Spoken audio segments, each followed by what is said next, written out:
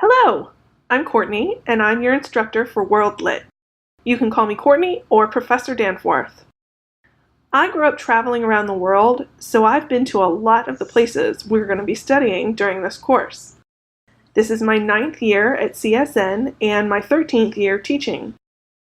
During college, I studied American Studies. For graduate school, I studied humanities computing, rhetoric, and composition. I teach writing, ancient literature, poetry, sound writing, and video game literature. In this class, we have 4 goals.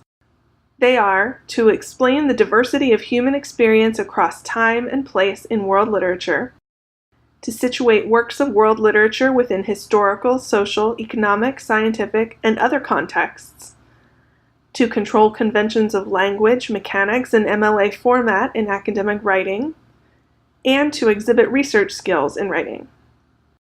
There are a few things I want to point out before we get this all started. First, please get very familiar with the syllabus. You are going to need to know or reference this information all during the course. Okay, so a few things in here I want to explain a little. There are several ways we can communicate during the course. First, there's the Raise Your Hand forum, which is an online discussion board that takes the place of asking questions in class. Most of your questions you should ask here. If you want to talk about grades though, we need to do that one-on-one, so use the inbox tool. We can also meet live using the online chat tool or Skype during office hours. Inbox me to set up an appointment. Everything is due at 11:59 a.m. That's almost noon on Tuesdays. I know things are usually due at midnight, but there is no way I am going to grade anything at midnight. So I figured I'd just give you the extra 12 hours. I'll start grading at noon. The way we track attendance is by checking your Canvas activity logs. We can see every time you log in and what you click on and how long you spend on each page. That's how we judge whether or not you are attending. So log in.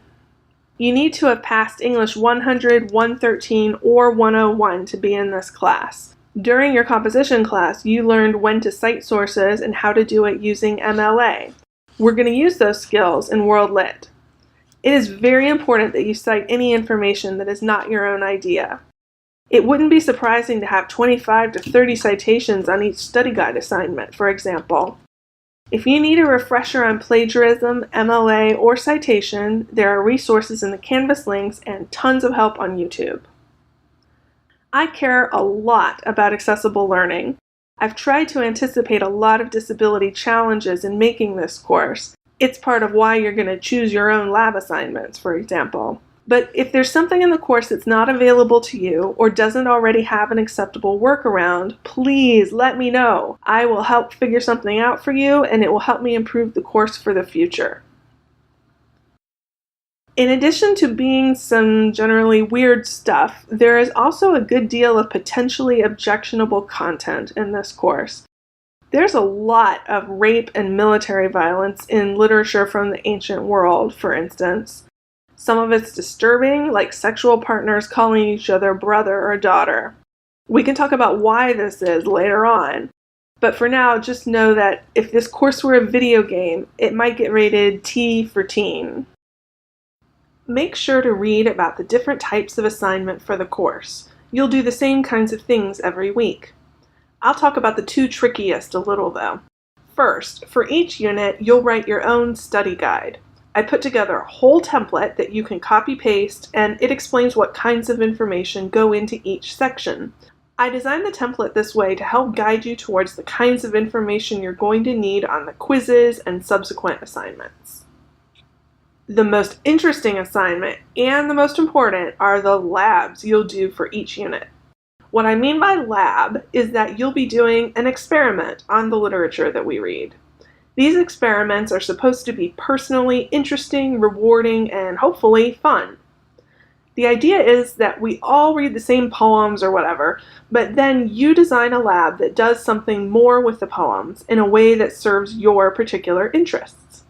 For example, one semester I had an engineer who used SketchUp to design a model of some piece of technology from each reading. I had a dancer who wrote, performed, and videoed a short dance related to each reading. I had a sign language interpreter who made videos of herself signing the stories for a deaf or hard of hearing audience. I had a culinary student who created a custom recipe using the ingredients mentioned in each reading, and then videoed himself cooking it and his kid tasting the food and responding. I had an aspiring stylist who designed a contemporary fashion look for characters in the readings. You should do a lab that speaks to your particular interests. I have a bunch of pre-designed labs you can choose from, and I welcome you to design your own. If you want to chat about your lab idea, I can help make sure that you're meeting expectations and make some suggestions about how to complete your project. The other assignments are pretty self-explanatory, so read over the descriptions in the syllabus and let me know if you have any questions. One thing that students can find tricky happens during the very first week of class. I wanted to give you a week to get your books and practice the specific assignments we're going to do, so the first week's assignments are a little different from the others. Later in the course, your study guides and labs will be about the literature that we read and the other stuff that we learn in each unit. But in the first week, we haven't read and we haven't learned anything yet. So the first study guide and lab are about you, yourself. It's like a video game tutorial. It teaches you how to do the assignment using information you already know. Get it?